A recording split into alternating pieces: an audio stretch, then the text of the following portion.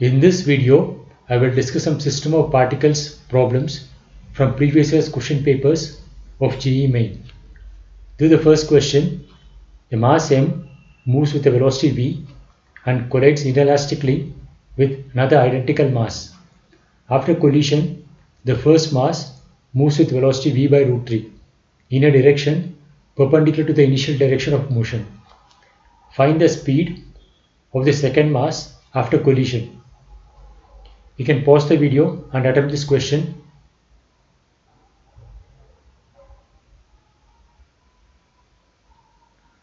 So there are two masses which are identical.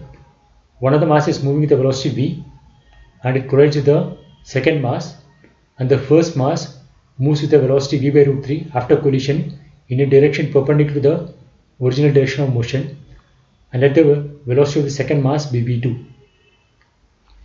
So we can write conservation of momentum equation. Momentum is a vector quantity, so we take the direction of x towards right and the initial velocity is along the x direction and y perpendicular vertically up. So the initial momentum of the system is m into v I cap, and the final momentum is m into v by root 3 in the j cap direction, and the velocity v2 has two components, v2x along I cap and v2y along j cap, and the mass of the second mass is m. So here we can equate the components, the I component and the j component. So equating the I component, we get v2x as v and v2y as minus v by root 3, and magnitude of velocity 2 square is the x component square plus y component square, that is v square plus minus v by root 3 square. So from that we get velocity square as v square into 4 by 3. So the speed of the second mass is 2 by root 3 into v. So the correct option is option 3.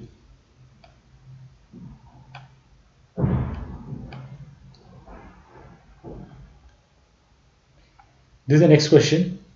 A T-shaped object with dimensions shown in the figure is lying on a smooth floor.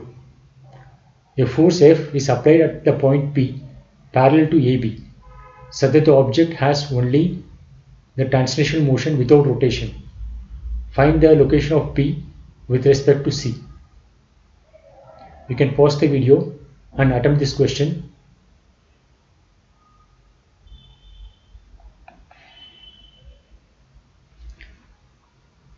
So since the force applied at the point P gives only translation motion to this object, this force should be applied to the center of mass of this object. For an extended body, when the applied force is passing to the center of mass, then there will be only translation motion. So we have to find the center of mass of this T-shaped object. To find the center of mass of this T-shaped object, we can divide this mass into two parts, the straight part AB and the straight part C and midpoint of AB. So the center of mass of this part AB will be in the middle, and we can replace this AB part by a point mass at the middle, and whose mass is lambda into L, where lambda is a linear mass density. And similarly the vertical part can be replaced by a point mass of mass lambda into 2L, because this vertical length is 2L in the middle. So to find the center of mass of this T-shaped object, we have to find the center of mass of these 2 point objects, and let the center of mass be somewhere here, and it will be closer to this heavier mass, and let it be at a distance x from the heavier mass. So now to find x, lambda 2L into this distance x equal to lambda L into this distance. This distance is L minus this distance x. So lambda L into L minus x. So from this we get x as L by 3. So the distance of center of mass from this point C is L plus x, that is 4 by 3 into L. So the distance CP, P should be the point where the center of mass is there. So CP is 4/3 L. So the correct option is option 3.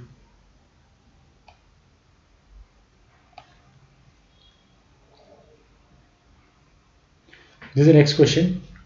A bomb of mass 16 kg at rest explodes into two pieces of masses 4 kg and 12 kg. The velocity of 12 kg mass is 4 meters per second, the kinetic energy of other masses. You can pause and attempt this question.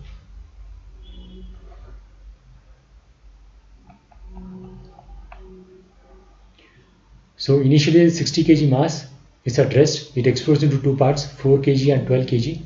And 12 kg mass moves with a speed of 4 meters per second. And let the speed of the 4 kg mass be v. So the momentum of this system is conserved. The initial momentum is 0 because the 16 kg mass is at rest.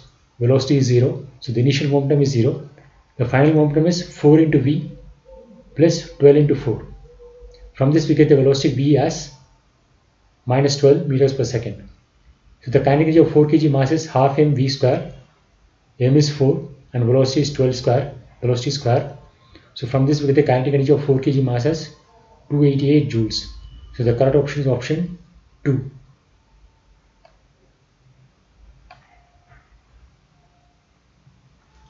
This is the next question. Consider a two-particle system with particles having masses m1 and m2. If the first particle is pushed towards the center of mass through a distance d, by what distance should the second particle be moved so as to keep the center of mass at the same position? You can pause and attempt this question.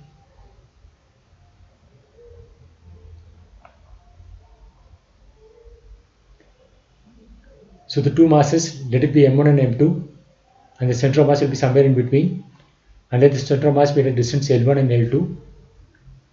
Now the mass m1 is moved inside by a distance d, and since the center mass should be at the same position, the mass m2 should be moved by a distance d2. We have to find this distance d2 such that the position of the center of mass does not change.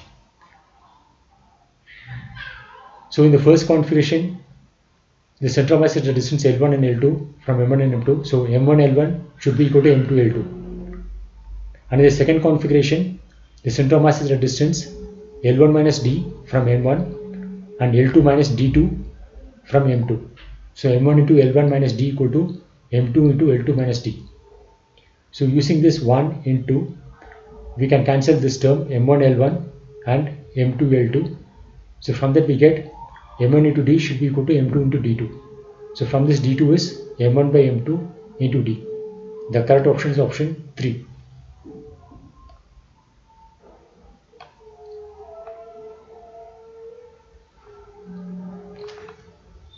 A circular disc of radius r is removed from a bigger circular disc of radius 2r such that the circumferences of the disc coincide.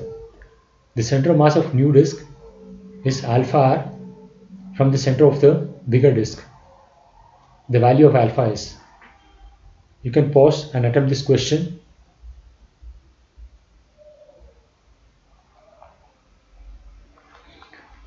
So there is a disc of radius 2r.